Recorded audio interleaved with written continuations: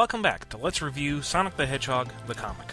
When we last left off, we'd established the fight between Dr. Robotnik's global conquest and the Resistance led by Sonic and the Freedom Fighters.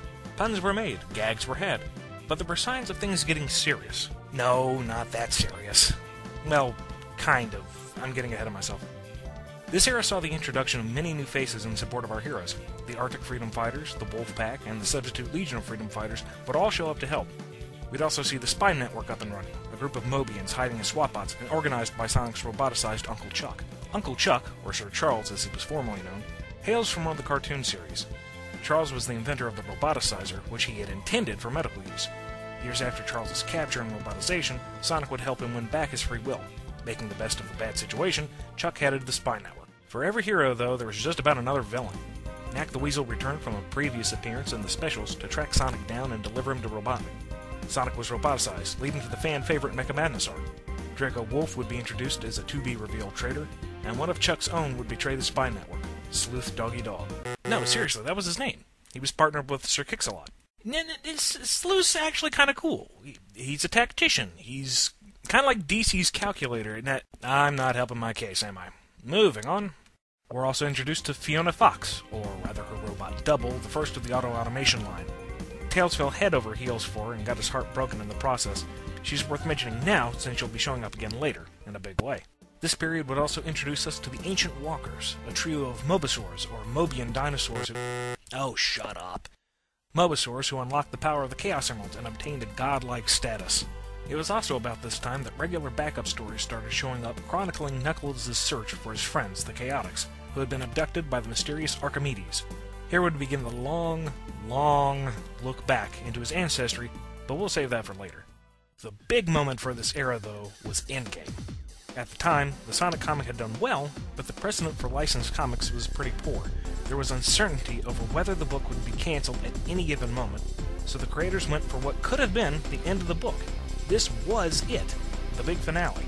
Sonic and his friends had managed to find King Maximilian Acorn, Sally's father, who had been banished to the Zone of Silence about 10 years ago.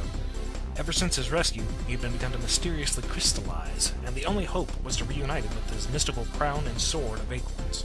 Much to everyone's surprise, he seemed perfectly fine overnight. Then, just as quickly, Sonic was framed for the apparent murder of Sally during a routine mission in Robotropolis. Convicted and sentenced to a life imprisonment in the Devil's Gulag, he was freed by SWAT-bots, further incriminating him. Jeffrey, Sonic's rival for Sally's affection, was tasked by the King to bring Sonic in by any means necessary. Naturally, all of this was a plot by Robotnik to destroy Sonic, the Freedom Fighters, and all of Knothole. The King was another auto-automation, and the murdering Sonic was actually a young woman named Hershey, tricked into playing the part. Ultimately, Sonic and Robotnik threw down for their final fight. Robotnik's final weapon, the Ultimate Annihilator, seemingly vaporized Knothole before turning on its creator thanks to a last-minute backstab by Snively. Sally, thankfully, was found to be alive and well, while Knothole was preserved in a pocket dimension, now 3 hours out of sync with the rest of the world. What it was! So there you have it. The hero's victorious, the villain slain, erased from creation, and nobody really the worse for the wear. But despite grim predictions, the comic would go on for much longer. So where could it go from here? How about around the world to find the cure for the king? And speaking of that malady, would you believe a wizard did it? We'll investigate all that next time as we head towards Sonic number 75. Remember, most of these stories have been gorgeously reproduced on the Sonic Archive series. Yes, I'm promoting my product here. No, I have no shame. This is El Pato Grande, and this has been Let's Review Sonic the Hedgehog, the comic.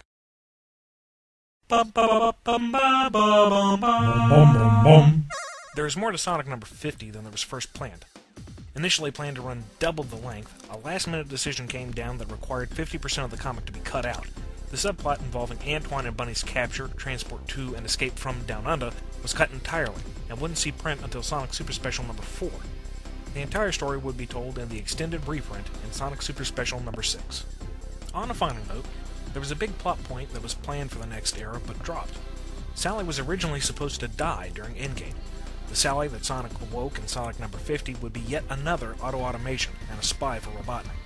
The idea was the young love between Sonic and Sally would slowly fall to pieces, and the big reveal held off for a few years to really mess with the reader's heads. There was a little bit of follow-up along this train of thought, but ultimately, it was dropped.